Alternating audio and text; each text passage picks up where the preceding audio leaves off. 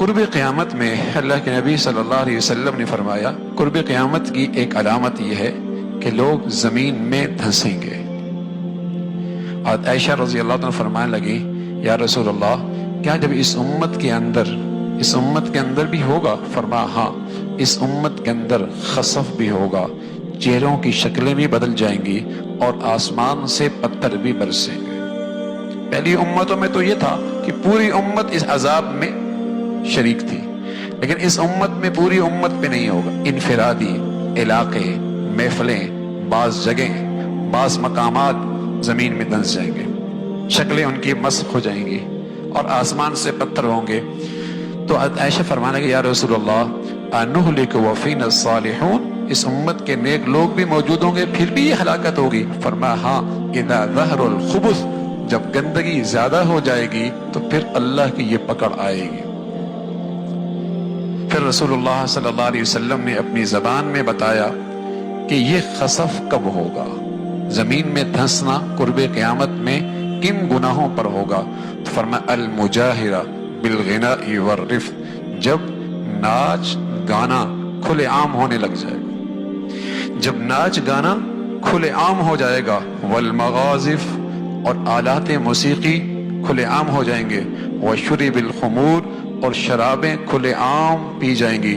عمران ابن حسین فرمانے لگے رضی اللہ تعالیٰ عنہ رسول اللہ صلی اللہ علیہ وسلم نے فرمایا فی هذه الامہ خسف ومسخ وقذف، اس امت کے اندر بھی زمین میں دھنسنا ہوگا، شکلوں کا مسخ ہونا ہوگا، آسمان سے پتھروں کا بارش ہوگی، لیکن کب یا رسول اللہ؟ مسلمانوں میں ہوگا۔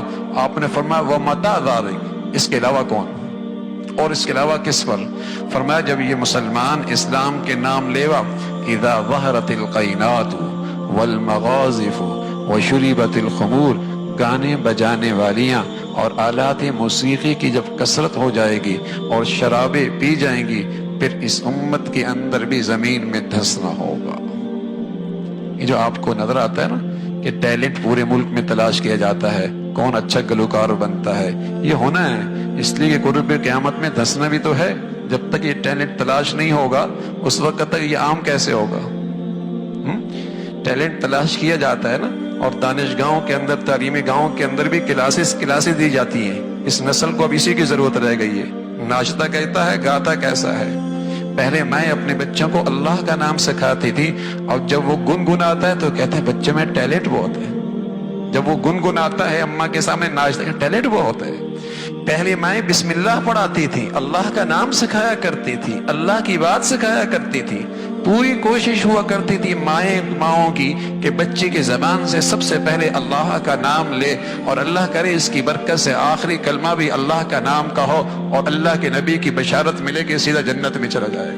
لیکن اب کیا ہے مائیں بچوں کو جب سینے سے لگاتی، چھاتی سے لگاتی تو ان کی تربیت کرتی تھی، حسبی ربی جل اللہ ما فی قلبی غیر اللہ نور محمد صلی اللہ لا الہ الا اللہ لا الہ الا اللہ، دودھ پلا رہی ہوتی اور ان کے کانوں پہ ہاتھ رکھ کے انہیں یوں لوریاں دے رہی ہوتی، اور ان کے زبان سے یہ الفاظ ہوتے تھے تاکہ بچے کے دل کی دنیا میں یہ چیزیں نقش ہو جائیں، اور جب وہ زبان کھولے تو اللہ کا نام لے، زبان کھولے تو اللہ کا نام لے، اللہ کا نام لے۔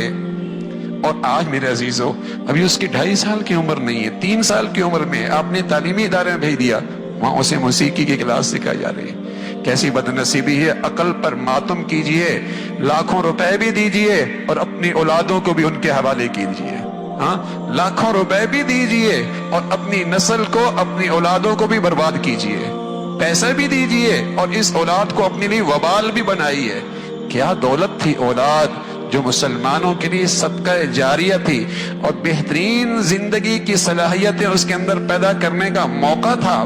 کیا بڑی دولت تھی کہ مسلمان اس میں سرمایہ کاری کرتا، اپنے وسائل لگاتا، اپنی صلاحیتیں لگاتا، اپنی توجہ دیتا، تاکہ اس سرمایہ کاری سے ایسی چیز بنے کہ کھربوں سال کی زندگی میں اس کے لیے صدقہ جاریہ بنے، اور دنیا کے چند ٹکوں کی خاطر اس کی آخرت بھی برباد کرتا ہے اور اپنی بھی آخرت برباد کرتا ہے، اپنی بھی آخرت برباد کرتا ہے۔ تو رسول اللہ صلی اللہ علیہ وسلم نے فرمایا اس امت میں خسف ہوگا جب آلات موسیقی اور گانا بجانا اور ناچنا عام ہو جائے. شریف گھرانوں کی عورتیں، ہاں شریف گھرانوں کی شادیاں، وہاں بھی اسٹیج اب سجدہ ہے.